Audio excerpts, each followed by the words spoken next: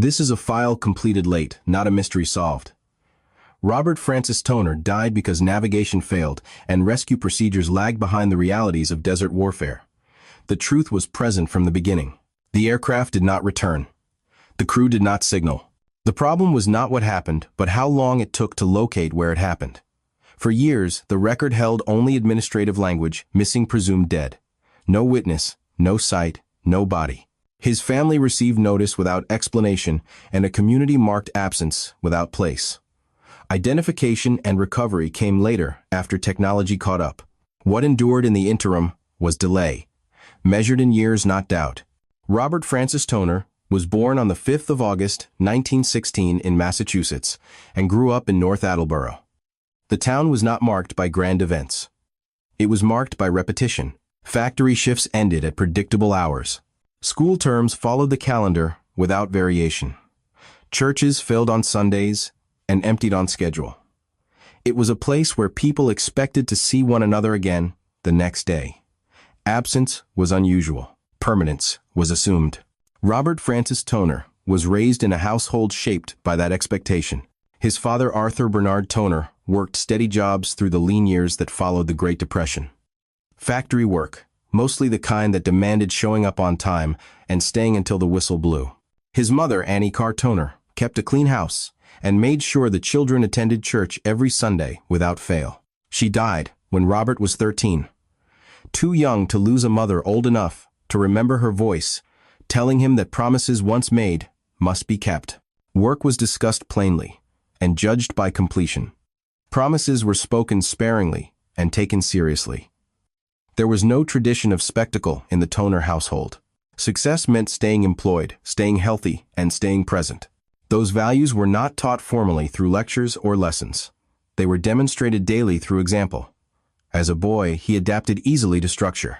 He rose early without complaint, dressed himself without reminders, and was ready when it was time to leave for school. He followed instruction closely, rarely needing correction twice for the same mistake.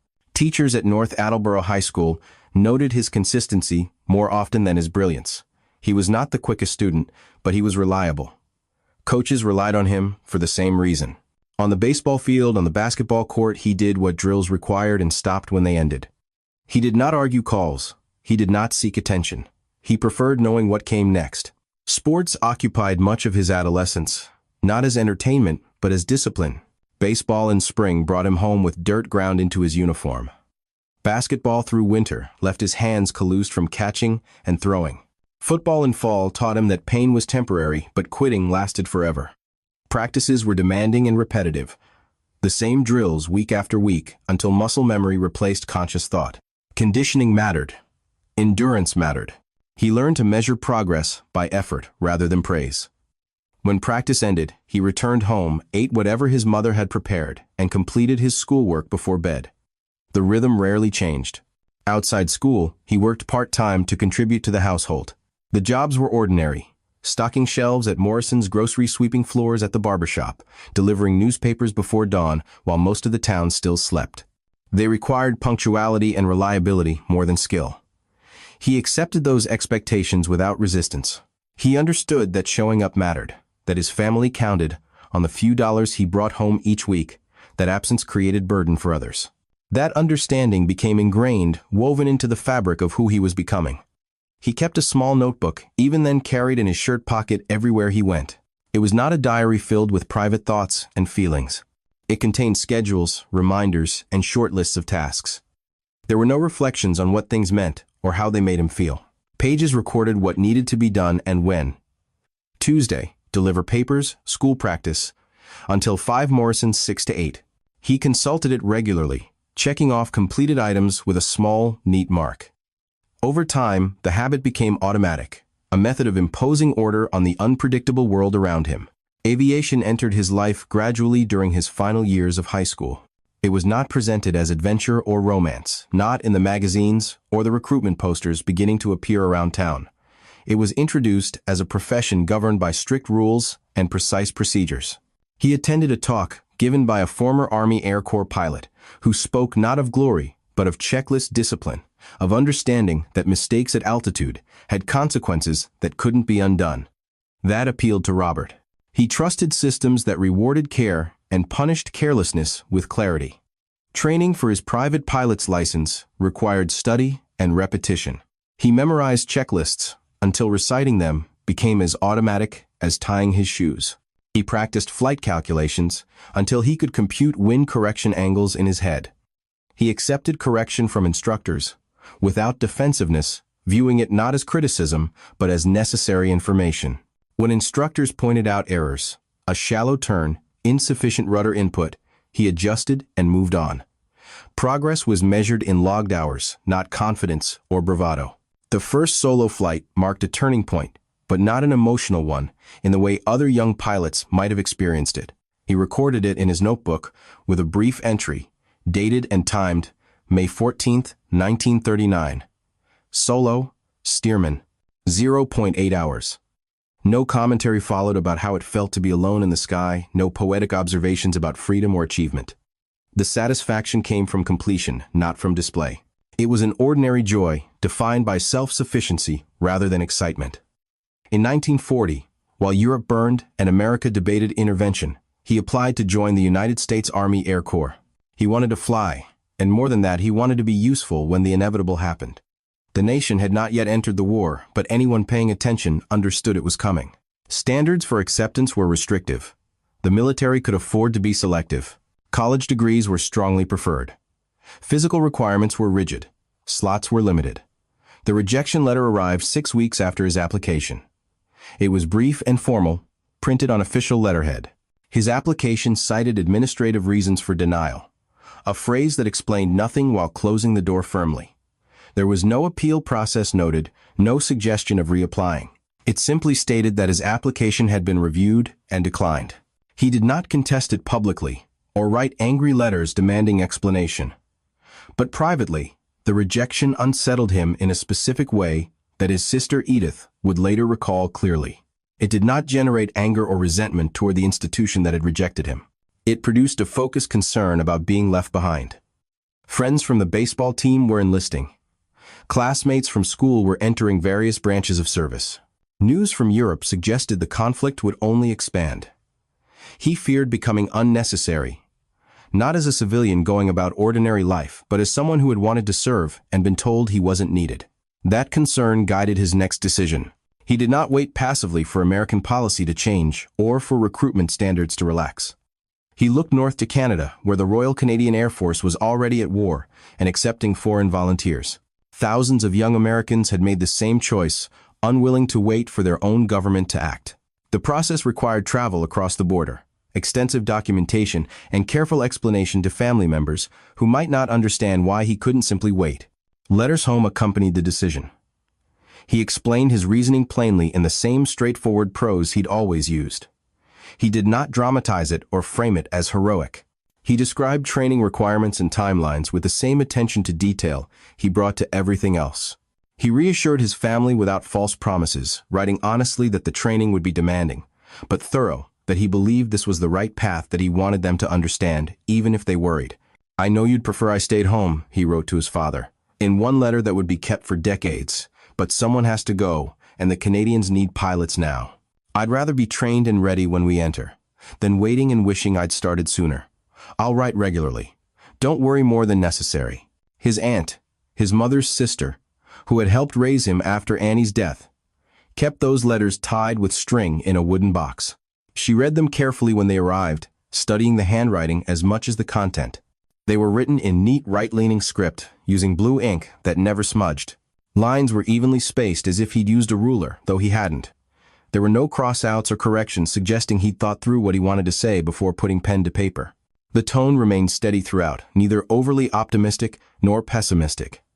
He did not ask for reassurance about his decision. He provided it calmly and clearly. Training in Canada followed strict schedules that made his high school routine look relaxed by comparison. Days began before dawn and ended long after dark. Instruction was repetitive and unforgiving. The same maneuvers practiced hundreds of times until they became reflexive. Errors were corrected immediately and without sugarcoating. He accumulated flight hours, steadily surpassing 200 under supervision before being cleared for more independent operations. He did not distinguish himself by natural talent or flair that made instructors take notice. He distinguished himself by reliability that made them trust him with equipment and missions. Instructors' evaluations recorded the same observations repeatedly. Competent, consistent. Follows procedures. Exactly. The notebook expanded in use during this period. It now held aviation notes alongside the usual schedules and reminders. Headings were clear and underlined.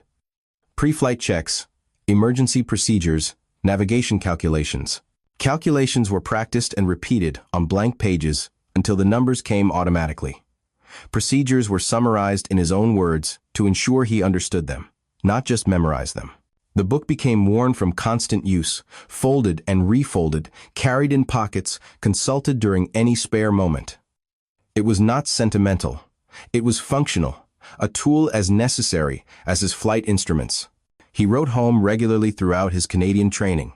Letters described aircraft specifications with technical precision, wingspan, engine horsepower, fuel capacity. They mentioned weather patterns that affected training schedules. They outlined daily routines in matter-of-fact detail. He avoided speculation about when the United States might enter the war, or what his role might be when that happened. He avoided complaints about the demands of training or the harsh Canadian winters. He did not promise absolute safety because he understood aviation well enough to know such promises were dishonest. Instead, he promised effort and care. In one letter that his family would remember clearly, he wrote a sentence that captured his entire approach to the commitment he'd made. "I just want to fly and do my part. Nothing more complicated than that." It appeared once near the end of a longer letter about recent training exercises. It was not emphasized or repeated. It simply stated his purpose plainly. When the United States entered the war after the Japanese attack on Pearl Harbor in December 1941, administrative barriers shifted rapidly. America needed pilots desperately, and standards that had excluded Robert 18 months earlier were suddenly flexible. He transferred from the Royal Canadian Air Force to the United States Army Air Forces through a process that involved extensive paperwork and bureaucratic coordination. The transition meant reassignment to American bases, adjustment of rank, transfer of training records. He was commissioned as a second lieutenant based on his accumulated flight hours and instructor recommendations. The change was procedural rather than celebratory, a matter of forms signed and orders cut. He was assigned as a co-pilot on B-24 Liberator bombers. The role was clearly defined in military hierarchy. Responsibility was shared with the aircraft commander. Authority was limited to specific functions. He accepted the assignment without comment or complaint, understanding that experience preceded command in military aviation, that he would need to prove himself in combat before being trusted with greater responsibility. He focused on preparation rather than advancement. Training continued under American command at bases in the southwestern United States. The procedures were familiar from his Canadian experience, though adapted to American doctrine and terminology. Aircraft differed in specifics. The B-24 was heavier and more demanding than anything he'd flown in Canada, but fundamental principles remained constant across all multi-engine bombers. Navigation, fuel management, and crew communication dominated the curriculum. He paid particular attention to navigation, recognizing it as the skill most likely to determine whether crews returned safely or disappeared without trace. Navigation was presented in training as pure calculation supported by instruments, a science, not an art. Instructors emphasized repeatedly that errors must be detected early, that small deviations compound over distance into catastrophic misplacement. Wind direction and speed mattered enormously. Distance calculations required constant updating. Instruments provided data, but required interpretation. Dead reckoning demanded attention to detail and frequent cross-checking against any available landmarks. He internalized those lessons, completely writing them into his notebook in his own words. Navigation is not intuition or guessing. It is method applied consistently. Trust instruments. Cross-check constantly. Small errors become large errors. Recognize drift early. He believed that if procedures were followed correctly, if attention remained focused, if calculations were checked and rechecked, errors could be caught and corrected before they became dangerous.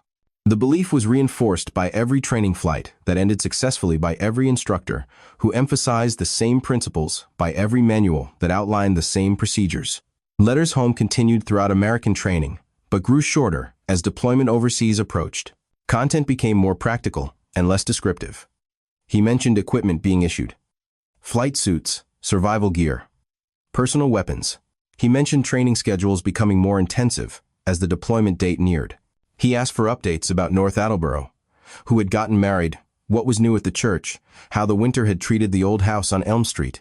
And in nearly every letter, he repeated a simple promise: "I'll be home soon. We'll have time to catch up then."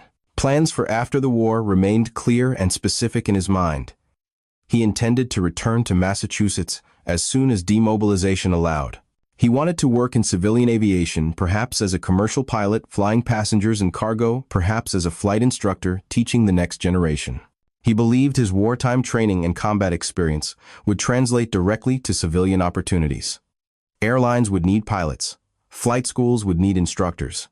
The aviation industry would expand in peacetime. He did not imagine interruption of those plans. He did not consider possibilities that didn't include return. He assumed continuity between present and future. The fear of being left out, of being deemed unnecessary, had been completely resolved. He was now fully included in the machinery of war. That inclusion came with obvious risks. Aircraft were shot down, crews were killed, no one pretended otherwise. But the risks seemed manageable, defined, governed by procedure and training. He trusted the systems that surrounded him, because his entire experience had taught him that following procedures led to successful outcomes. As the departure date for overseas deployment neared, daily routines tightened further. Training intensified with longer flights and more complex scenarios. Free time diminished to almost nothing. The notebook remained in his pocket, always a constant companion. It held reminders about equipment checks, notes about crew coordination, calculations for navigation problems. It was an extension of habits built methodically over years. Nothing in his preparation suggested he would disappear without trace. Everything in his training and experience pointed toward return. Instructors emphasized error detection and correction as primary survival skills.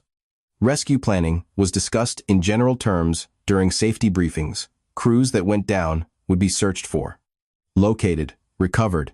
Survival training addressed emergency situations as contingencies to be managed, not expected outcomes. He accepted that framework completely because it aligned with everything he'd been taught. He did not express doubt about the systems designed to bring him home safely. He did not question the assumptions underlying navigation doctrine. He believed that errors, if they occurred, would be noticed before becoming critical. He believed that rescue operations would be thorough and effective. He believed that the procedures he'd learned so carefully would prove sufficient. Those beliefs were not personal naivety or individual foolishness. They were institutional assumptions shared by thousands of airmen. They were reinforced by training manuals written by experts, by instructors with combat experience, by successful missions that returned crews safely. They formed the bedrock of confidence that allowed young men to climb into bombers and fly into hostile territory. When he finally boarded transport aircraft for deployment to North Africa in early 1943, he carried his notebook in his breast pocket, positioned so it wouldn't interfere with his parachute harness. He carried letters from home that he reread during long flights across the Atlantic, reminding himself of what he was returning to. He carried expectations shaped by years of structure, discipline, and repetition. He believed he understood the risks he was taking. He believed he understood the safeguards designed to protect him. War did not disrupt his life with sudden dramatic violence. It replaced one set of routines with another. Military orders instead of civilian schedules. Vast distances instead of familiar geography. Combat operations instead of training flights. The assumption of eventual return remained constant and unquestioned. Everyone expected to come home. Some wouldn't, everyone knew that, but the expectation remained because without it, the machinery of war would have ground to a halt. What ended in this phase of his life was not innocence about danger or illusions about war's nature. What ended was ordinary continuity, the unbroken thread connecting past to future through reliable present actions. He was entering a system where one uncorrected error could not be absorbed or forgiven, where delay in recognition could transform manageable deviation into fatal distance, where the procedures he trusted so completely would prove insufficient under circumstances no one had adequately anticipated. The interruption had not yet occurred. But the conditions that would make it possible, even probable, were already present and moving into alignment. The move from training to combat operations did not arrive as a dramatic rupture or sudden transformation. It arrived as paperwork, processed mission briefings attended, and daily routines revised to fit operational requirements. For Robert Francis Toner, the transition meant assignment to a new aircraft deployment, to a new theater of war, and acceptance that margins for error had narrowed considerably from what training had allowed. He was assigned as co-pilot on a consolidated B-24 Liberator bomber, serial number 41-24301. Operating from Saluch Airfield in Libya, under the command of the 376th Bombardment Group. The bomber carried a painted name on its nose, Lady Be Good, following the common practice of personalizing mass-produced military equipment. The name represented hope more than superstition. The crew had previously trained on another aircraft called Lorelei, named after the German mythological siren who lured sailors to destruction on river rocks. That bomber had been plagued by mechanical failures, one system after another malfunctioning, until the crew half-jokingly blamed the name itself. When assigned their new B-24 fresh from American factories, they chose Lady Be Good as a conscious appeal to better fortune, a prayer painted in white letters.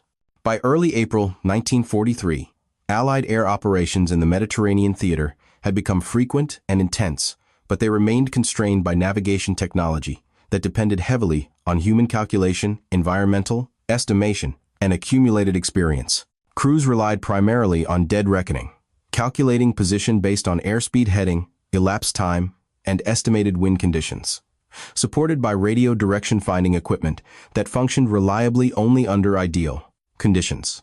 Wind forecasts were educated guesses based on limited meteorological data. Flight instruments assumed relatively stable atmospheric conditions. Successful navigation required constant attention and frequent correction, which in turn required recognizing when position had drifted from expected location. At night, over featureless terrain or open water, that recognition became significantly more difficult. On the 4th of April 1943, the crew of Lady Be Good assembled for their mission briefing alongside other crews assigned to the same target. The objective was the port facilities at Naples, Italy. Docks, warehouses, and infrastructure, supporting Axis supply lines to North Africa and preparations for the expected Allied invasion of Sicily. The mission profile was considered straightforward by operational standards of that time and place. Aircraft would depart from Saluch Airfield after nightfall, fly north across the Mediterranean Sea strike the designated target, then return to base before fuel reserves narrowed beyond safety margins. Other crews had flown similar routes dozens of times. The mission was categorized as routine, though everyone understood that routine in combat aviation still involved risk of mechanical failure, enemy action, and navigational error. Briefing materials distributed to navigators included weather forecasts, recommended headings for each flight segment, time distance calculations based on estimated airspeeds, and fuel consumption charts showing reserve requirements. Winds aloft were noted in the briefing documents, but treated as variables within manageable limits, expected to affect actual ground speed, but not drastically enough to invalidate the flight plan. No single factor in the briefing raised immediate concern or suggested unusual hazard. The briefing did not include contingency procedures for extreme navigational drift because such dramatic deviation from planned course was considered unlikely when trained crews followed established procedures carefully.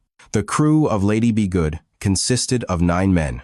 This mission would be their first combat operation together as a unit, what was termed a green crew, in military parlance meaning individually trained but collectively inexperienced under combat conditions times pilot first.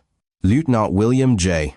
Hatton, age 24, from New York Times, co-pilot, Second Lieutenant Robert F. Toner, age 26, from Massachusetts Times, navigator, Second Lieutenant D.P.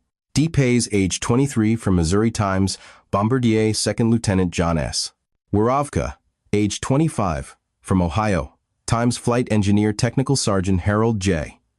Ripslinger, age 30, from Michigan, Times Radio Operator, Technical Sergeant Robert E. Lamott, age 28, from Michigan, Times Aerial Gunner Staff Sergeant Guy E. Shelley, age 24, from Pennsylvania Times Aerial Gunner Staff Sergeant Vernon L. Moore. Age 24, from Ohio, Times Aerial Gunner Staff Sergeant Samuel E. Adams, age 23, from Illinois. Each man was competent in his individual specialty, having completed required training to military standards. But they had not yet developed the crew coordination and mutual understanding that came only from operating together repeatedly under stress. That lack of collective experience, combined with adverse environmental conditions and equipment limitations, would prove more significant than anyone anticipated during the brief optimism of the pre-flight briefing. The aircraft launched from Solich late in the afternoon, later than originally scheduled due to maintenance delays affecting multiple aircraft in the formation. Almost immediately upon takeoff, conditions deteriorated. The Ghibli wind, that persistent curse of North African operations, kicked up across the airfield with sudden violence. Visibility dropped as sand filled the air. The wind carried abrasive desert particles into engine intakes, cockpit ventilation systems, and every gap in the aircraft's structure. Lady Be Good's engines, having ingested substantial sand during the extended takeoff roll through blowing dust, began experiencing power fluctuations. Engine gauges showed temperatures rising above normal operating ranges. Power output became uneven across the four engines. The aircraft struggled to maintain position within the bomber formation, gradually falling behind the other B-24, despite the crew's best efforts to compensate with throttle adjustments. Eventually, as the formation proceeded toward the target, and Lady Be Good continued losing ground, the aircraft found itself flying alone, separated from the protective mass of other bombers, whose combined defensive firepower provided mutual protection against fighter attack. Flying alone increased vulnerability, but did not fundamentally change the mission. The crew pressed on toward Naples. The cockpit environment reflected standard night operations of the period. Darkness had removed all external visual references, reducing the visible world to whatever instruments could reveal. The cockpit was lit minimally to preserve crew night vision for spotting enemy fighters or navigating around weather. Instrument faces glowed with faint luminescence. Altimeter airspeed indicator, artificial horizon engine gauges, fuel quantity indicators. Conversation among crew members remained functional and restrained, focused on necessary information exchange. Headings were read aloud and confirmed. Engine settings were announced and verified. Navigation checkpoints were noted when radio signals suggested proximity. The routine reflected their training faithfully, maintaining discipline even as the unexpected sand ingestion added complexity to what should have been a straightforward mission. As the aircraft progressed northward across the Mediterranean, conditions were diverging from predictions in ways the crew could not immediately detect. Strong tailwinds, significantly stronger than the weather forecast had indicated, were pushing the bomber forward much faster than dead reckoning calculations assumed.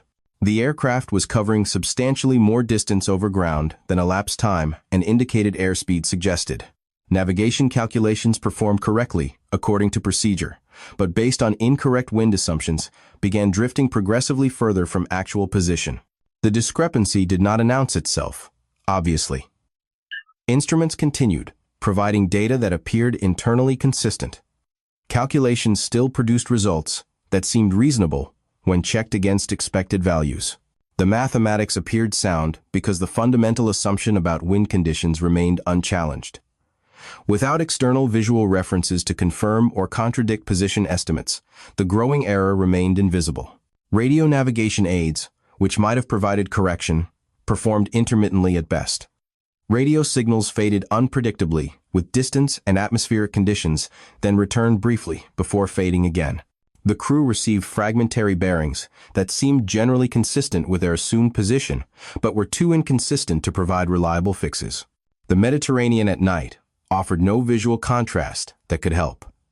No lights from coastlines, no distinctive features visible from altitude, just darkness below, matching darkness above. That absence of distinguishing visual features meant nothing on the aircraft contradicted the crew's belief that they remained over water as expected. The Sahara Desert passing beneath them, completely invisible in darkness, offered no correction to their misunderstanding. Sand looks like water when you can't see either. When they reached the general vicinity of Naples, around 7:50 in the evening, conditions over the target were poor. Cloud cover obscured the harbor and dock facilities they were supposed to bomb. The aircraft was still experiencing ongoing mechanical issues from the sand ingestion during takeoff. Engine temperatures remained elevated. Power output remained uneven. Following established doctrine for such circumstances, they made the decision not to attempt bombing through clouds with degraded equipment. They either jettisoned their bomb load into the sea to reduce weight and fuel consumption or retained it for return to base. Then they turned south, heading back toward Libya. The return flight would prove fatal, though none aboard had any reason to suspect it yet. Fuel quantity readings began drawing more attention as the flight continued. Consumption rates appeared higher than expected for the amount of time they had been airborne. The crew reviewed their calculations, checking for arithmetic errors or faulty assumptions. Discussions ensued about possible explanations. Each discussion rested on the shared, unchallenged assumption about their actual location. If they were where they believed themselves to be, somewhere over the Mediterranean Sea, returning south toward the Libyan coast, then the only reasonable explanations for unexpected fuel consumption were stronger headwinds than to forecast, which would slow their ground speed and extend flight time, or instrument error showing fuel quantities incorrectly. Neither explanation suggested immediate danger requiring emergency procedures. Headwinds, if that was the cause, simply meant longer flight time, but with sufficient fuel reserves. Instrument error, if that was the cause, meant the actual fuel quantity was better than indicated. The crew adjusted their fuel management slightly to be conservative, but saw no cause for alarm that would justify breaking radio silence to request assistance or diverting to alternate airfields. What they could not know, what nothing in their training or experience prepared them to recognize, was that both their position and their fuel calculations were catastrophically wrong. They were not over the Mediterranean. They had crossed the Libyan coastline more than an hour earlier, flying steadily deeper into the Sahara Desert while instruments and calculations continued, suggesting they remained over water. The aircraft crossed from sea to land without any visual cue announcing the transition. The desert at night did not present a visible shoreline. There was no change in what they could see below them because they could see nothing below them regardless of whether it was water or sand. The fundamental assumption undergirding all their navigation, that they were where their calculations said they should be, remained completely intact and utterly wrong. Minutes accumulated into hours. Miles accumulated into hundreds of miles. Each mile deeper into the continental interior reduced the possibility of successful recovery, though no one in the cockpit knew they needed recovering. The navigational error that had begun as a small deviation, easily correctable if recognized early, had grown into a displacement so large that minor heading changes could not address it. The aircraft was now operating based on a completely false map of reality, and nothing in the available information suggested that truth to the crew.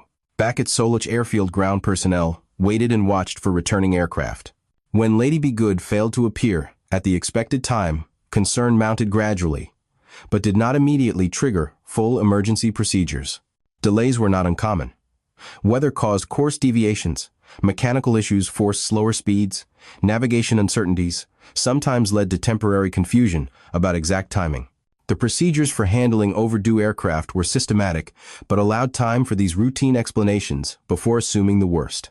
As fuel levels continued dropping aboard Lady Be Good, the conversation in the cockpit shifted tone from routine monitoring to active contingency planning. The realization that they would run out of fuel before reaching their base, wherever their base actually was, relative to their actual position, became unavoidable. Options were discussed and evaluated based entirely on the mistaken belief that the aircraft remained over water. Ditching a B-24 at sea was dangerous, but considered survivable if executed properly, according to training procedures. The crew had practiced water landing techniques. They understood the sequence reduced speed as much as possible, while maintaining control to keep wings level touchdown in the trough between waves, rather than on a crest. Evacuate through hatches as the aircraft flooded. Survival after ditching depended on getting into rafts quickly and staying together to await rescue. None of those procedures seemed applicable to landing in unknown terrain at night, which would almost certainly result in catastrophic impact with ground that could be anything: rocky, mountainous, forested, occupied by enemy forces. The choice appeared obvious based on available information. Prepare for water ditching. Survival seemed possible if they followed training. The alternative seemed to guarantee disaster. At approximately 2 o'clock in the morning, on the 5th of April, 1,943 fuel exhaustion became imminent. The decision was made to abandon the aircraft, rather than attempt a controlled ditching that might go wrong and trap crew members inside a sinking bomber. Parachutes were prepared and checked. Each crew member confirmed his jump position. The exit sequence was reviewed quickly. bombardier and navigator through the nose wheel well pilot, and Copilot through the Bombay remaining crew through the camera hatch in the rear fuselage. There is no evidence of panic in what followed. The decision reflected training, applied systematically to circumstances that did not match the crew's understanding, but that seemed to fit the available information. They were following procedures designed for precisely this situation, unaware that the situation was fundamentally different from what they believed. One by one, the crew exited into darkness and cold air. Parachutes deployed as designed, most of them. The men fell through the night, still believing they would strike water within seconds, preparing mentally for the shock of cold seawater and the struggle to reach rafts. They struck sand instead. The aircraft, now unmanned, and significantly lighter without 9 men, and their equipment continued flying. The autopilot trim settings last adjusted by Hatton and Toner to maintain level flight allowed the bomber to remain relatively stable. It continued south-southeast, deeper into the Sahara, propelled by those same strong tailwinds that had created the navigational error. Fuel ran out minutes later. The engines failed one after another as tanks ran dry. The aircraft descended in an unpowered glide until it reached the desert surface. Lady Be Good executed what aviation investigators would later describe as a nearly perfect belly landing. It touched down on the flat, hard-packed sand of the Calancio Sand Sea, slid forward for several hundred yards, as friction slowed it, and came to rest upright and largely intact. No fire erupted from the dry fuel tanks. No explosion marked the end of the flight. The machine sat there on the sand silent and waiting about 16 miles south of where its crew had landed by parachute. On the ground, scattered across a square mile of desert, 9 men faced immediate and profound disorientation.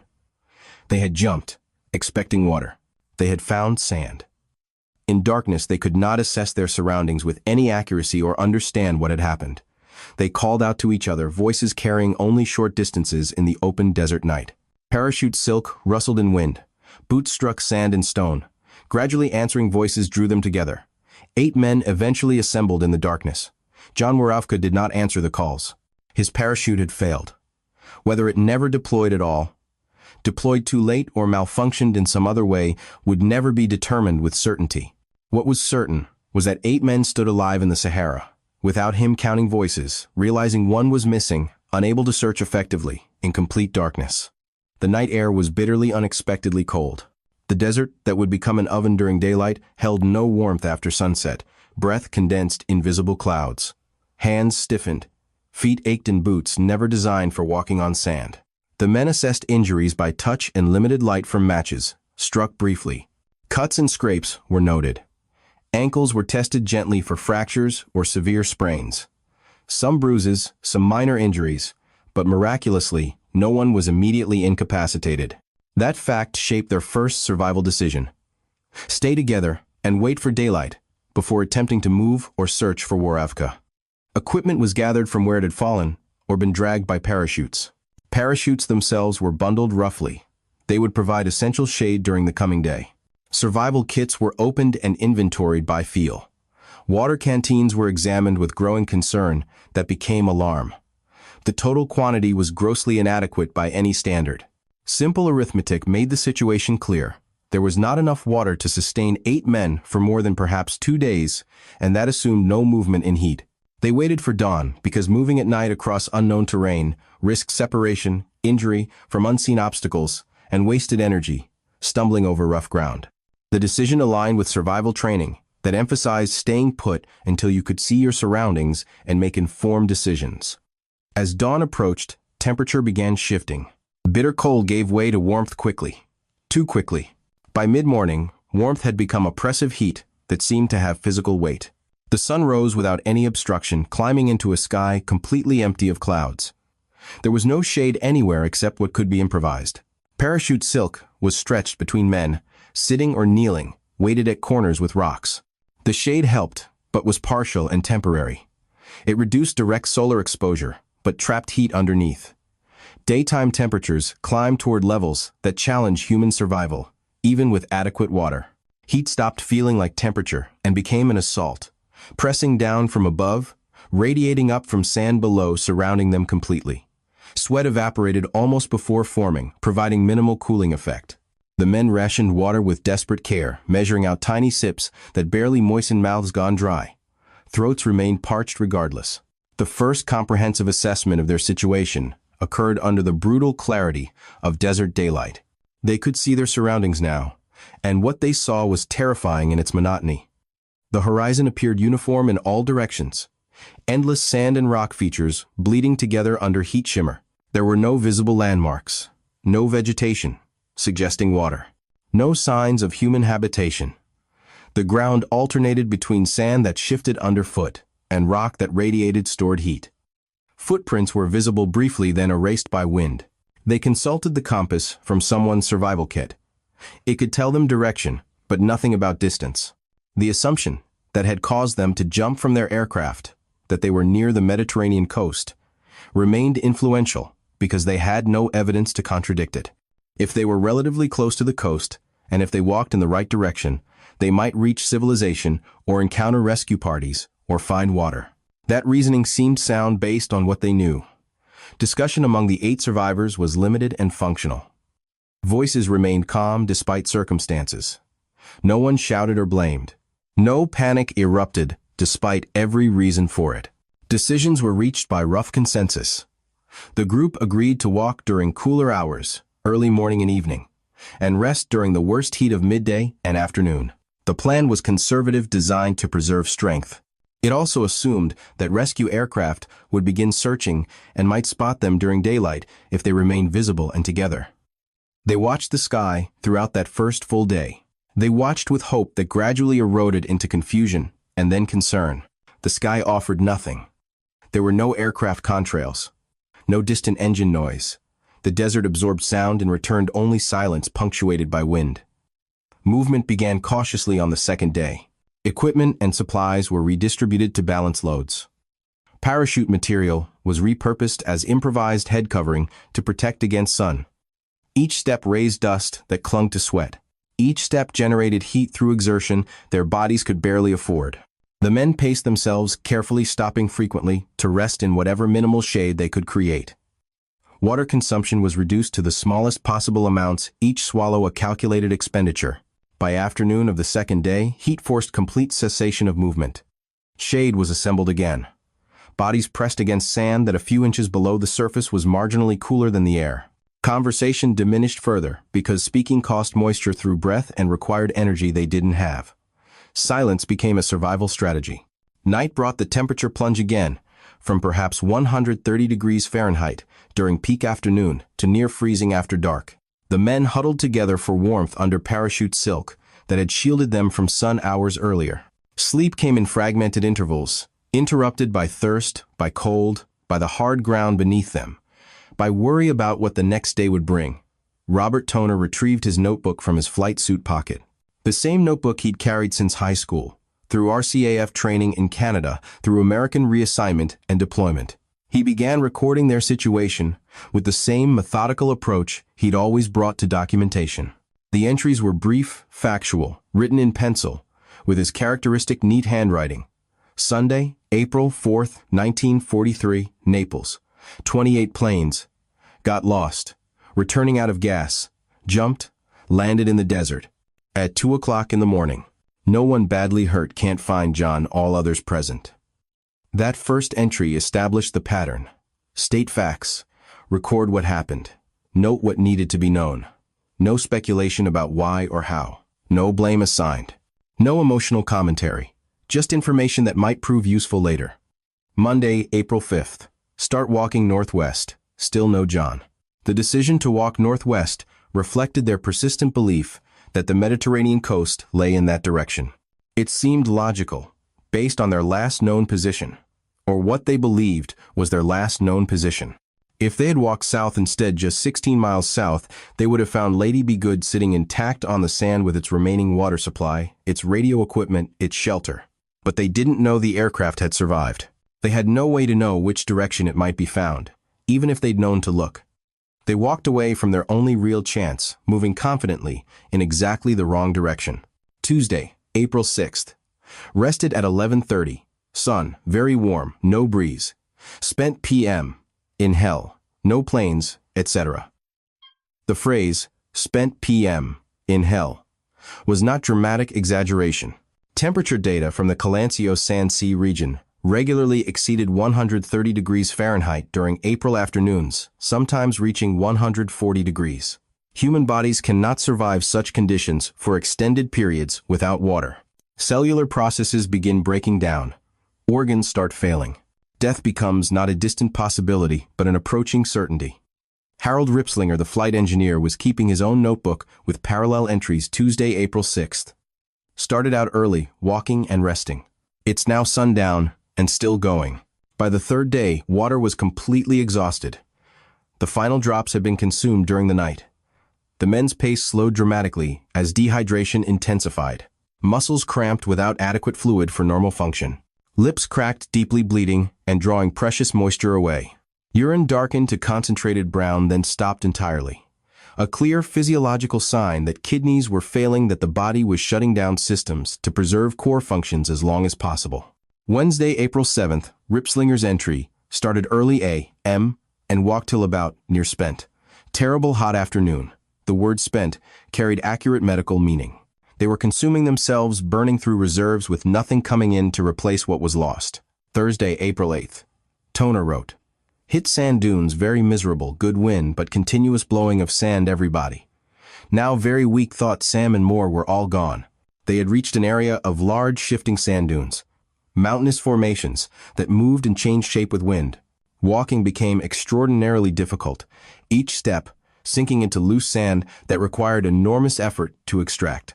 Some researchers would later theorize that heat shimmer over the dunes created mirages, optical illusions of water or distant structures that appeared real and close but receded as they were approached.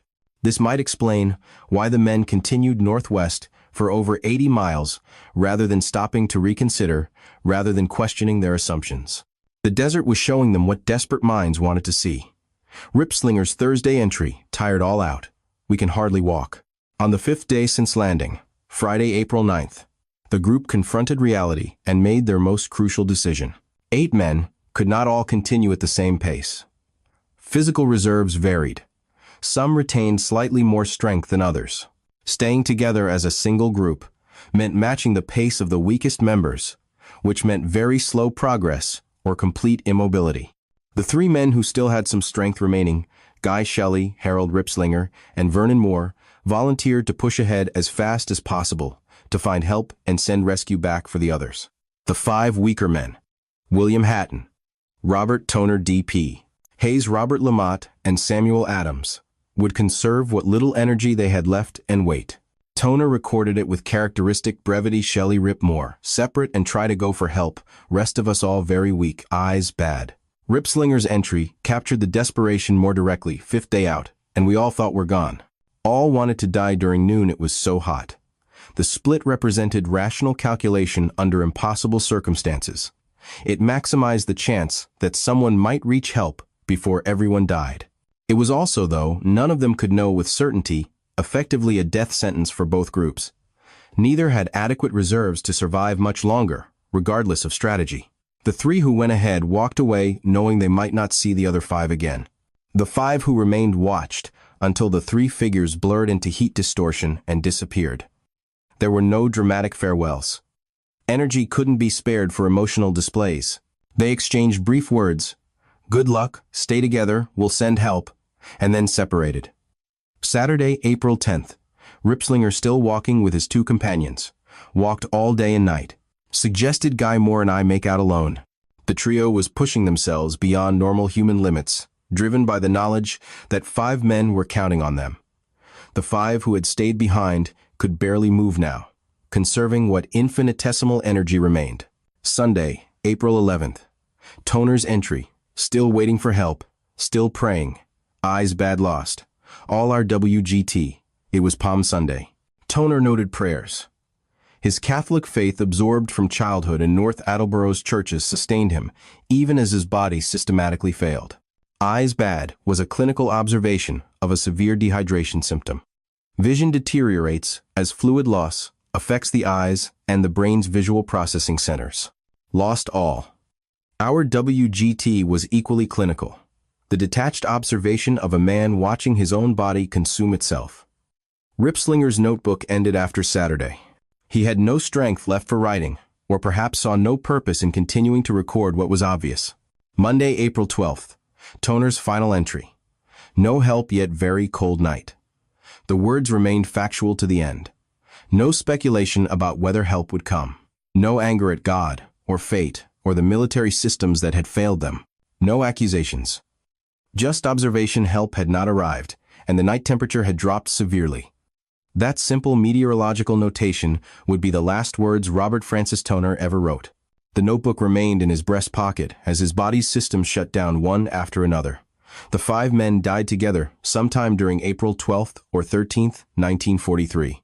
Their bodies would be found 17 years later, lying in proximity to each other, approximately 85 miles from where Lady Be Good sat intact and waiting. Shelley, Ripslinger, and Moore pushed forward another 20 to 30 miles beyond where the 5 had stopped. Shelley's remains would eventually be located 21 miles past the main group. Ripslinger was found even farther northwest. Vernon Moore was never found at all. Only scattered equipment and personal effects would be recovered. His body claimed permanently by the desert. The 3 had walked over 100 miles total from their landing site. Through temperatures exceeding 130 degrees without water sustained only by will, and fading hope that each step brought them closer to salvation. In total, 8 men traversed distances and endured conditions that exceeded normal human survival limits. They did so, believing rescue was coming, that someone was searching, that the systems they had trusted would not fail them completely. Back at Salich, airfield search operations had been conducted exactly as doctrine prescribed. Aircraft flew search patterns over the Mediterranean along the expected flight path from Naples back to Libya. They looked for wreckage floating on water for oil slicks for any debris or distress signals. They found nothing because there was nothing to find where they were looking. After the standard period for such searches, operations concluded. Resources were needed for ongoing missions. The war could not pause for one missing crew. Lady Be Good and her 9-man crew were classified as missing in action, presumed lost at sea. The file was marked accordingly and closed. 9 families across the United States received official notifications using carefully chosen language, missing in action, then after appropriate time presumed dead. No location could be provided because none was known. No remains could be returned because no one knew where to search beyond the Mediterranean, where searches had already failed to find anything. No one in authority imagined the aircraft had flown hundreds of miles inland. No one conceived that it sat intact in the Sahara. No one knew the crew had survived for more than a week walking and waiting and believing rescue was imminent. The navigational error that began in the cockpit with incorrect wind assumptions had cascaded into a search error based on reasonable but wrong conclusions. Both were understandable, given 1943 technology and procedures. Both were in a sense inevitable system failures waiting to happen. The equipment and doctrine had functioned as designed, but the design proved insufficient for circumstances that fell outside anticipated parameters. Lady Be Good remained where it had landed, perfectly preserved by the dry desert air. The men lay scattered across 80 miles, their notebooks and personal effects gradually being covered by wind-blown sand, waiting for technology to advance enough that someone would eventually look in the right place. The war moved forward. Other missions launched from Salich and hundreds of other airfields. Other crews rotated through combat tours. Other losses occurred and were recorded. Some with bodies recovered for burial, some without. This particular loss entered the administrative archives as one entry among thousands. Aircraft failed to return from mission crew, missing, presumed dead, cause unknown, no further action required. What no one could know in 1943 was that the truth waited in the desert, preserved by the same environment that had killed them. Ready to be discovered when technology finally enabled someone to search far enough and question assumptions thoroughly enough. 17 years would pass before that discovery occurred. In North Attleborough, Massachusetts, the absence manifested itself before any official notification arrived.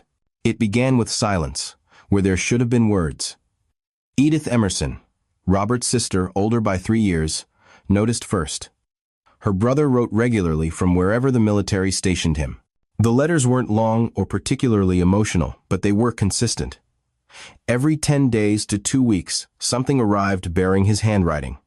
Brief updates about training activities, questions about family and town news, reassurances that he was well and would return home when his service ended. The rhythm had become reliable enough to expect, comfortable enough to depend upon. When 3 weeks passed without a letter, she told herself it meant nothing significant. Mail from North Africa took unpredictable routes. Ships were delayed by weather or diverted by military priorities. Letters sometimes arrived in batches weeks apart. Military censorship occasionally held mail for security review. She had heard other families in town mention similar gaps. There was no immediate reason to assume catastrophe from mere silence. But the silence extended. 4 weeks became 5, became 6. The space where his letters should have appeared grew more noticeable with each empty mail delivery. It became a presence rather than an absence. Something she felt each time the postman passed their house without stopping. Her father, Arthur Toner, spoke nothing about the missing letters. He maintained his daily routines without visible alteration. He rose at the same hour to work his factory shift, returned home at the expected time, ate dinner, read the newspaper. But Edith observed changes he probably thought he concealed. He now checked the mail himself immediately upon arriving home before removing his coat or greeting anyone. His hands would sort quickly through envelopes, searching for that familiar handwriting. When it wasn't there, and it was never there anymore, he would set the mail down without comment and proceed with his evening. The telegram arrived on a Tuesday afternoon in late April 1943. Western Union delivery. The messenger was a young man barely old enough to shave, who approached their door with visible reluctance, as if he understood what the yellow envelope contained before anyone opened it. Arthur signed the receipt. He didn't open the telegram immediately. He carried it to the kitchen table and set it down, staring at the unopened envelope for several minutes, as if delaying the opening might change its contents. Edith entered the room and saw it lying there against the dark wood, that distinctive yellow Western Union envelope that had become synonymous with bad news from the war. "It's Robert," her father said. Not a question, a statement of fact, delivered in a voice carefully emptied of emotion. The telegram was brief and impersonal, conveying maximum information with minimum words. "Regret to inform you that your son, Second Lieutenant Robert F. Toner, has been reported missing in action since April 5th. Stop if further information is received. You will be promptly notified. Stop missing in action." 3 words that created a specific form of torture.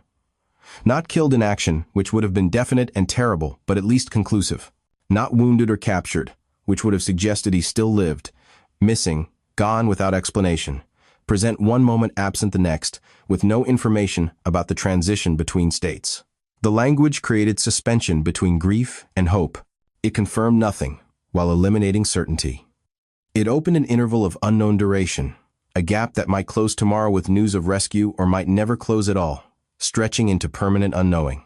Edith read the telegram 3 times, searching for information it didn't contain. No location mentioned, no description of what occurred, no indication whether he might be injured, hiding, captured, or dead. Just missing since April 5th, and the vague promise of notification if circumstances changed. Her father folded the telegram with geometric precision and placed it in his desk drawer, among other important documents: insurance policies, property deeds, birth certificates. He didn't weep, he didn't speak, he simply filed it, as if it were routine correspondence, something requiring preservation but not repeated examination. News traveled through North Attleborough with the speed of shared concern. In a town where most families knew each other through church, school, or workplace connections, information about local boys in military service spread quickly. People learned about Robert within days and began approaching the family with carefully worded condolences. "I'm so sorry to hear about Robert. We're keeping him in our prayers. I'm sure there will be good news soon. He's a smart young man." No one said died or killed because the official notification had avoided those words. Everyone calibrated their sympathy to match the uncertainty, trying to offer comfort without presuming outcomes. Edith found this conditional sympathy almost harder to bear than direct grief would have been. People didn't know how to treat her, as someone who had lost a brother, or as someone waiting for a brother to return. So they treated her as both simultaneously, which felt like neither. Every conversation became an exercise in careful language, avoiding assumptions, leaving space for possibilities no one wanted to articulate. The local newspaper printed a brief notice. "Robert F. Toner, son of Mr. Arthur Toner of North Attleborough, has been reported missing in action in the Mediterranean theater. Lieutenant Toner served as co-pilot on a bomber aircraft. He is a graduate of North Attleborough High School. No further information is currently available. Edith clipped the notice and placed it in her Bible. Seeing her brother's name in print, in past tense, among lists of other town boys serving overseas, made the situation real in ways the telegram somehow hadn't. The printed words carried weight that personal notification lacked. Weeks passed, without additional information. Then, months. The mailbox that had once delivered Robert's letters remained empty of anything from him. But other correspondence arrived. Official letters from the War Department requesting information about next of kin, inquiring about preferences for notification procedures, asking about personal effects disposition. Each letter seemed to presume an outcome while still maintaining careful linguistic uncertainty. The bureaucracy was preparing the family for conclusions it couldn't yet officially confirm. In June 1943, another letter arrived on official military letterhead. This one informed the family that extensive search operations had been conducted in the area where the aircraft was believed to have gone down. No wreckage had been located, no survivors had been found, no debris had been recovered. The letter introduced new language presumed dead. The presumption was hedged with qualifications about incomplete information and ongoing monitoring, but the fundamental shift had occurred. Robert had moved administratively from missing to presumed dead, without any additional facts based solely on elapsed time and failed searches. Arthur Toner read this letter once slowly and completely, then placed it in the desk drawer with the telegram. He continued not speaking about it directly. When neighbors or coworkers asked about Robert, he responded with consistent phrasing, "We're waiting to hear more." That became the family's default answer. "We're waiting." Edith wanted to scream at the vagueness that surrounded everything. Believed to have gone down, where specifically the Mediterranean was enormous. No wreckage located. Had they searched thoroughly? How could an entire 4-engine bomber simply vanish? How could 9 men disappear without leaving any trace? But there was no one to ask these questions. The letters arrived from administrative offices that offered sympathy but no specifics, condolences but no concrete answers.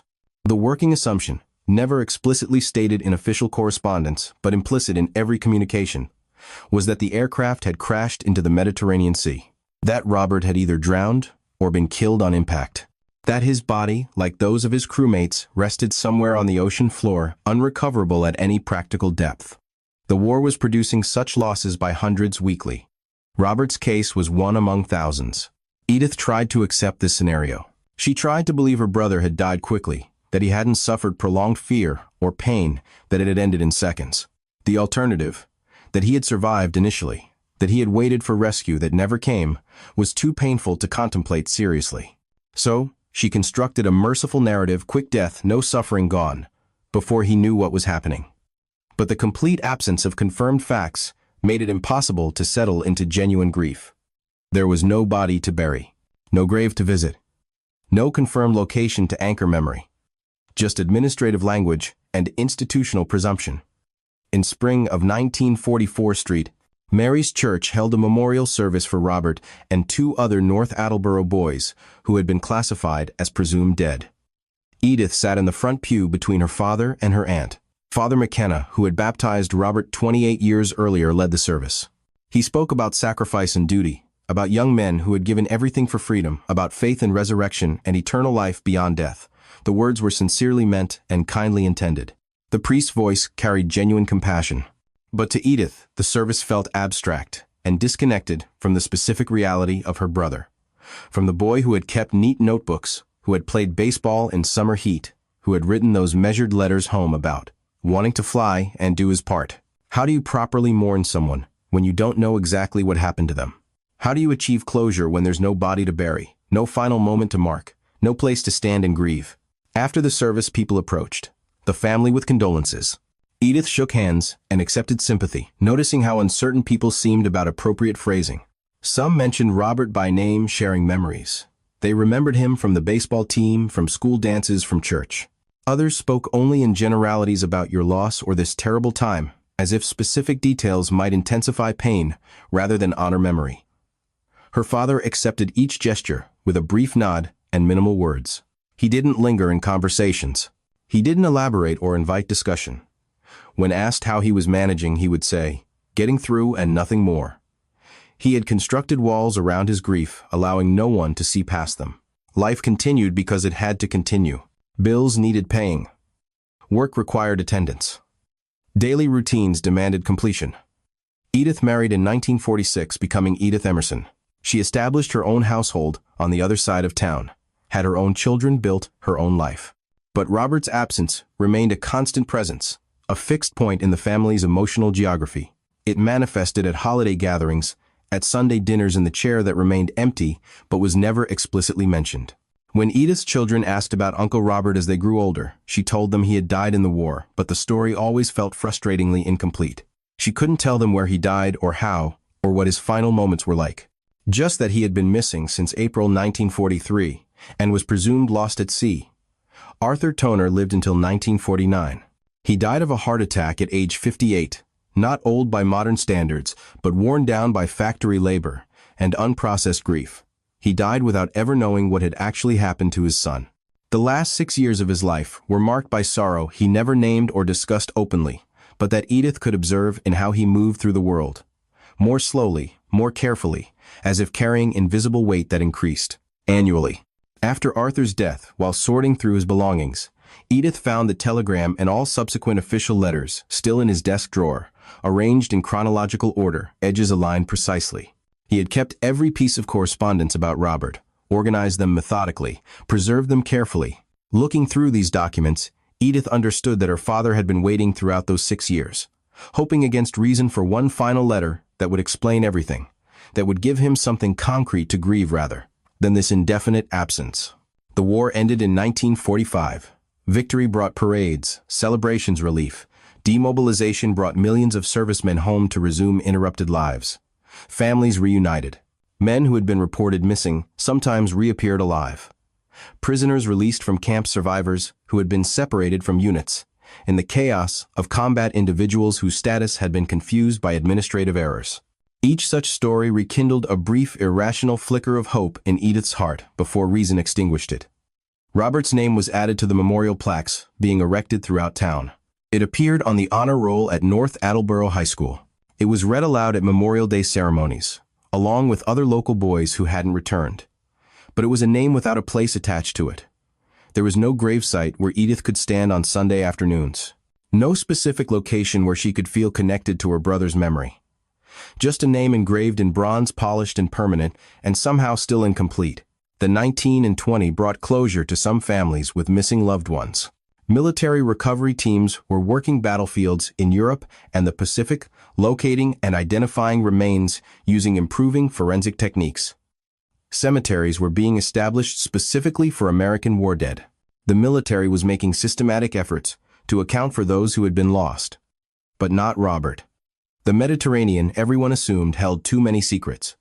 Too many aircraft had gone down in that vast sea.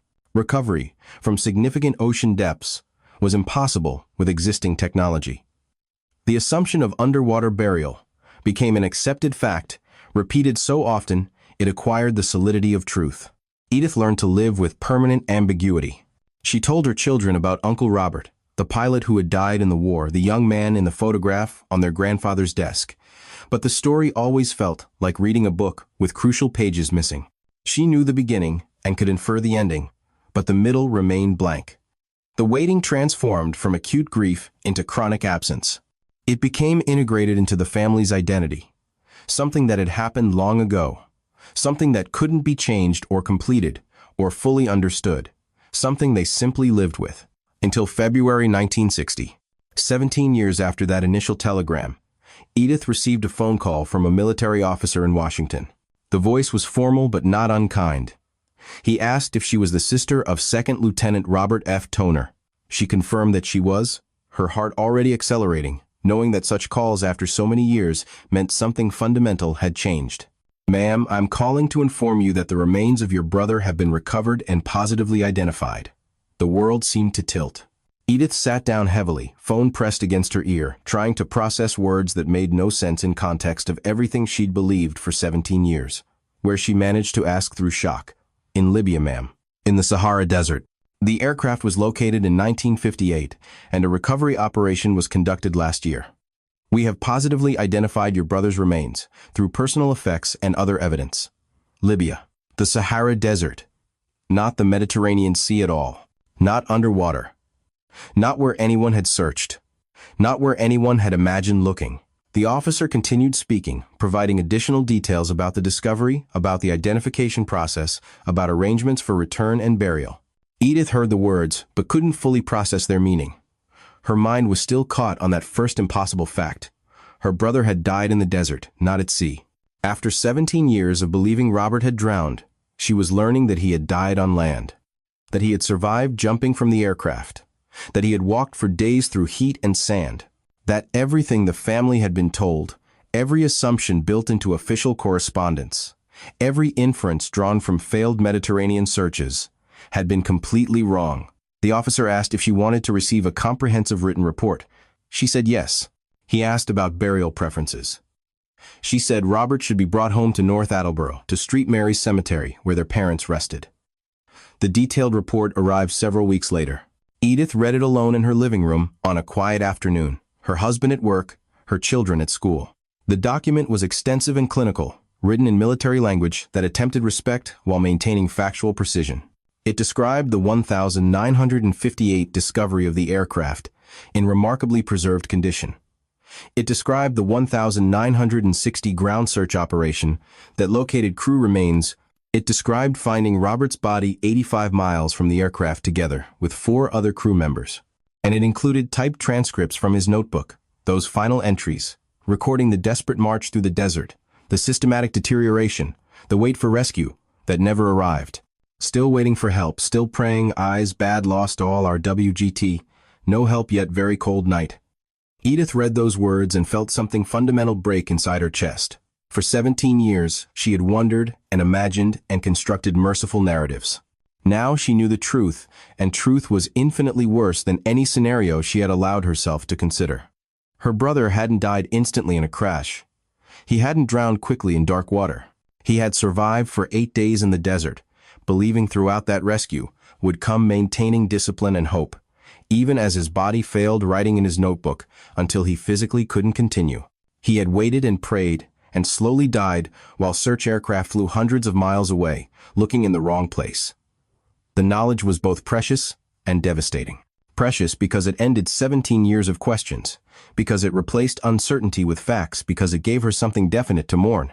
Devastating because the facts themselves were almost unbearable. The suffering, the hope maintained against diminishing odds, the lonely death far from anyone who knew his name. But underneath devastation, there was also unexpected relief. Finally, there was certainty. Finally, there was a complete story, rather than an endless question mark. After 17 years of not knowing, she knew. Her father had died, still wondering, carrying those questions to his grave. She at least had been spared that particular burden. The military arranged Robert's return with full honors. In June 1960, a funeral service was held at St. Mary's Church, the same church where a memorial service, without remains, had been held 16 years earlier. This time, there was a casket. This time, there was finality, instead of speculation. The funeral drew substantial attendance.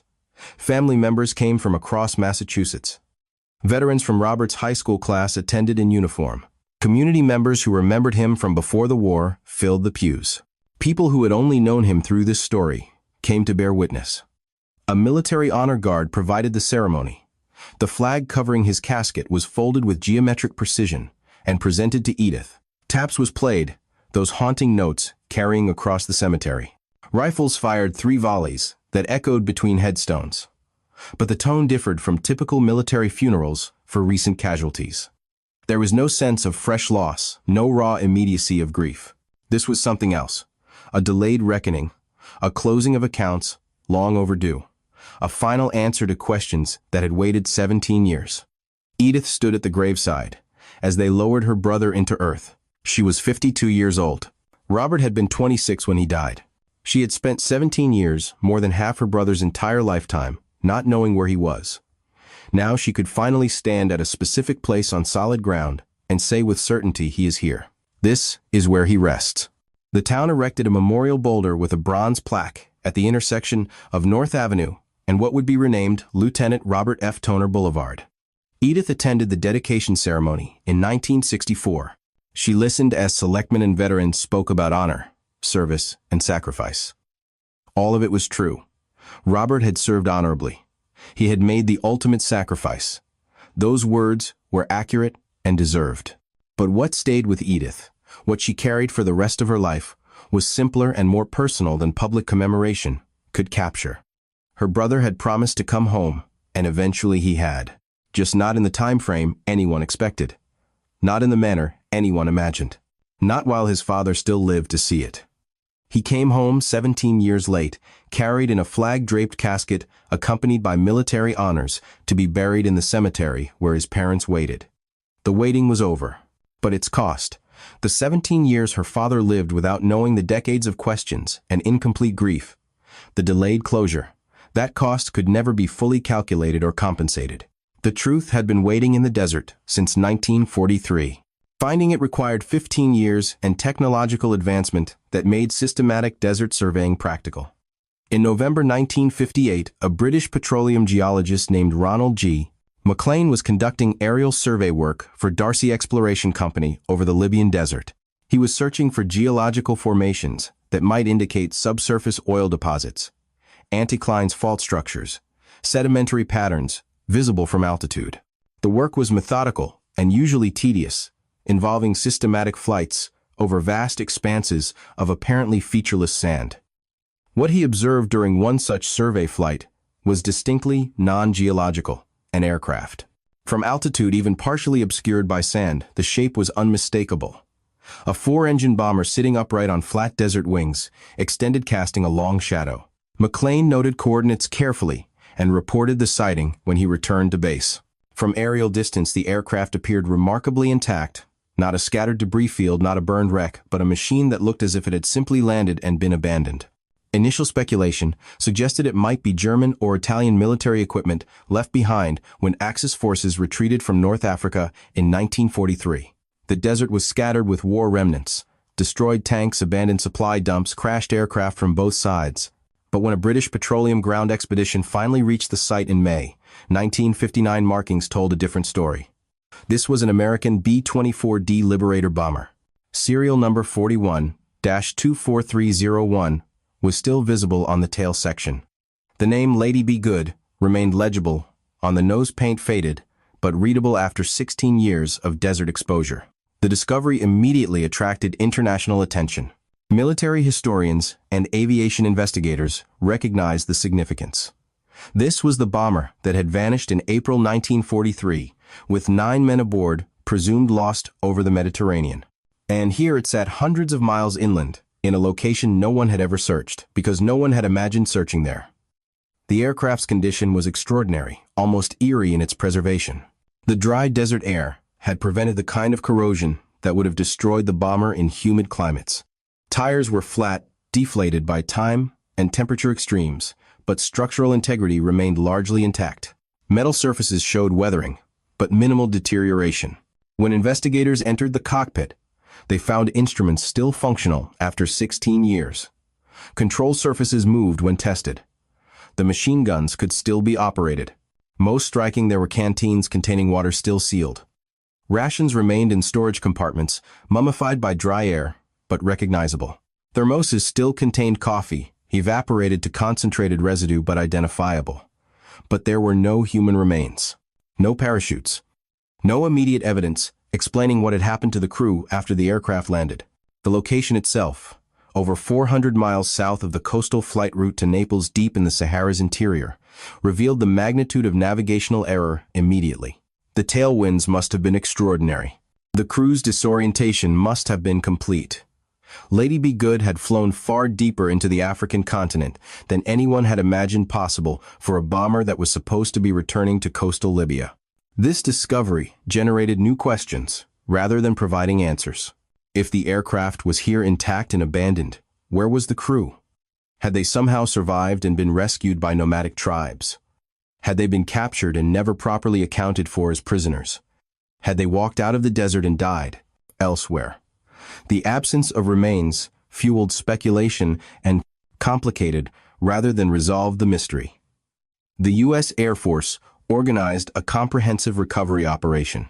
In February 1960, specialized search teams deployed to the Libyan desert with specific mission parameters locate any trace of the 9 crew members. The search was conducted methodically and systematically. Teams worked outward from the aircraft in expanding grid patterns, carefully examining terrain. The work was slow, demanding, conducted under the same brutal conditions that had killed the crew. And gradually, the desert yielded its evidence.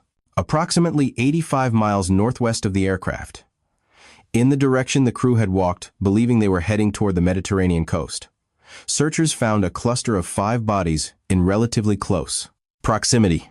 Time and environment had reduced them to skeletal remains and scraps of clothing, but personal effects enabled identification. William Hatton, Robert Toner D. P. Hayes, Robert Lamott, Samuel Adams. On Robert Toner's remains, in the breast pocket of his deteriorated flight suit, searchers found his notebook. Against all probability, the desert had preserved it. Pages were dry and brittle, but intact. The pencil writing remained completely legible. That same neat right-leaning handwriting he'd maintained since childhood. Search team members read those final entries and understood immediately what had happened. The crew hadn't died in the jump. They hadn't been captured or killed by enemy forces. They had survived the bailout and walked through the desert for 8 days, rationing non-existent water waiting for rescue that was searching hundreds of miles away in the wrong direction. The notebook provided the timeline that official records lacked. It gave voice to men who had died silently, unknown and unmourned for 17 years. Further northwest, 21 miles beyond where the 5 had been found, searchers located Guy Shelley's remains. Harold Ripslinger was found even farther in the same direction. The 3 who had pushed ahead to find help had walked over 100 miles total from their landing point before their bodies failed. Vernon Moore was never found despite intensive searching of projected areas. Only scattered personal effects and equipment were recovered. His body, like thousands of others, claimed by the Sahara over centuries, was simply taken by the desert and never returned. John Warovka, the bombardier, was found separately, approximately 12 miles from where Lady Be Good had landed. His remains were still wearing the flight suit. The parachute harness was still attached to his body. The parachute itself was present but had never properly deployed, whether due to mechanical failure or human error under extreme stress could never be determined. He had died on impact, probably never knowing he was falling toward sand rather than water. The recovery operation was conducted with military precision and profound respect for the dead. Each location was thoroughly documented before anything was moved or disturbed. Photographs were taken from multiple angles. Positions were recorded with survey-grade accuracy. Personal effects were inventoried in exhaustive detail. The work was slow, by necessity. The goal was accuracy and respect, not speed. The notebook received special handling as critical historical evidence. It was carefully removed from Toner's remains, placed in protective covering, and transported with extreme care. Pages were photographed before being moved. Text was transcribed completely. This small object, carried by Robert Toner through high school, through pilot training, through deployment, through those final desperate days, had become the key that unlocked the entire 17-year mystery. Military pathologists conducted detailed examinations of the remains. Their conclusions were clear. The 5 men found together had died of dehydration and heat exposure. Their bodies had simply shut down when fluid loss dropped below levels necessary to sustain cellular function. There were no signs of violence, no combat injuries, nothing beyond what was consistent with parachute landing and desert walking. They had died slowly as their organs failed systematically. The recovery teams included veterans who had flown similar missions during the war. For them, the discovery carried profound emotional weight. These weren't abstract casualties or historical curiosities. These were fellow airmen who had trusted the same navigation systems, followed the same procedures, believed in the same rescue doctrines. They had been left behind not through negligence, but through simple fact that no one knew where to look. In the United States, families who had lived with uncertainty for nearly 2 decades finally received definitive notification. The communications were specific this time, detailed rather than vague. Locations were named precisely. Causes of death were explained clearly. Timelines were reconstructed from notebook entries. The waiting finally had an endpoint. For military leadership, the recovery represented both closure and uncomfortable institutional questions. How had such catastrophic navigational error occurred without detection? Why had search operations not extended farther inland beyond assumed water crash zones? Could this tragedy have been prevented with different procedures better? Technology, more comprehensive search protocols. The answers were complex and not entirely satisfying to families seeking accountability. Navigation technology in 1943 had fundamental limitations only fully understood in hindsight. Strong tailwinds could push aircraft hundreds of miles off course, especially at night when visual ground references were absent. Dead reckoning navigation depended on accurate wind forecasts, which were often significantly wrong in 1943. Radio direction finding equipment was unreliable at long ranges and under certain atmospheric conditions. Search and rescue doctrine of that era was necessarily based on probability rather than exhaustive searching. When aircraft failed to return from Mediterranean missions, reasonable assumption was that they had gone down in or near the sea along expected routes. Search resources were constrained by aircraft range, fuel capacity, and competing operational demands. Searching hundreds of miles inland in directions that made no tactical or navigational sense simply wasn't part of standard procedure. The delay in discovering the aircraft resulted from geography and access limitations. The Sahara Desert covers roughly 3.5 million square miles, an area approximately the size of the United States. The Calancio Sand Sea, where Lady Be Good landed, was particularly remote, rarely visited even by nomadic peoples. Before systematic aerial surveying for oil exploration began in the late 1950s, there was no practical method for locating a single aircraft in such vast emptiness. It was found by chance, not through organized searching. None of these explanations changed the outcome or restored lost time. They only clarified why truth had taken 17 years to emerge. In June 1960, Robert Francis Toner was buried at St. Mary's Cemetery in North Attleborough with full military honors. The funeral was well attended.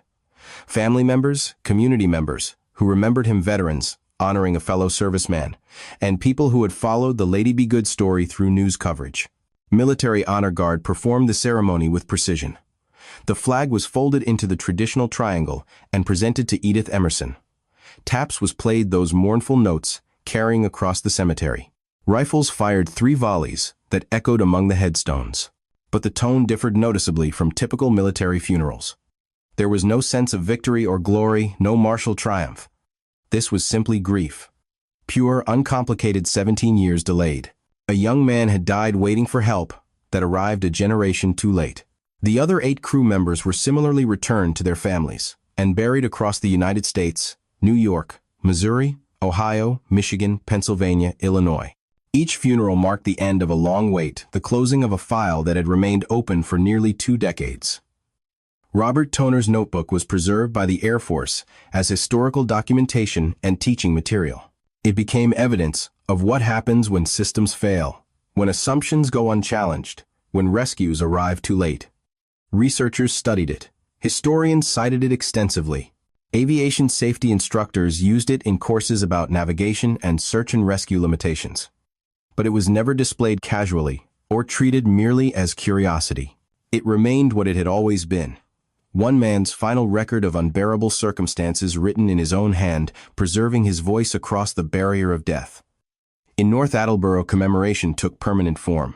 In 1964, a memorial boulder with bronze plaque was dedicated at the intersection of North Avenue and Lieutenant Robert F. Toner Boulevard, a street renamed in his honor.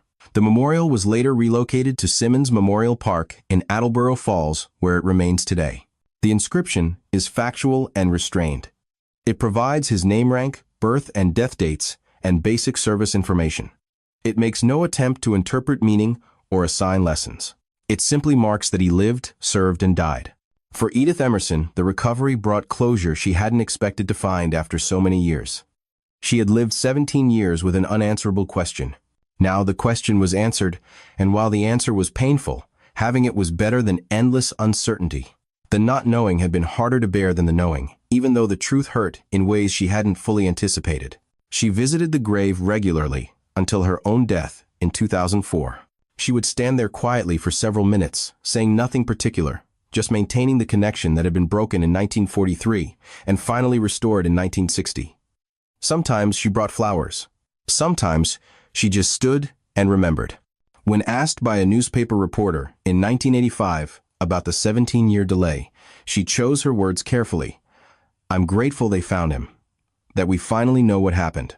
I just wish it hadn't taken so long. For my father especially. He died without knowing. That's what hurts most, that he never got that closure." The recovery of Lady Be Good and her crew became a case study in military academies, aviation schools, and search and rescue courses. Changes were implemented, expanded search parameters, longer search durations, more questioning of navigational assumptions, better coordination between air and ground search elements. But those improvements came too late for Robert Toner and the 8 men who died with him. They remained lost while procedures were refined, while technology caught up, while the desert kept its secrets. The final accounting was simple and terrible. 9 men died not from enemy action but from navigational error compounded by search limitations and doctrinal assumptions. They survived jumping from their aircraft. They survived for days under conditions that would kill most people in hours. But they could not survive the distance separating them from help or the delay in anyone realizing where they actually were. The recovery didn't change the outcome.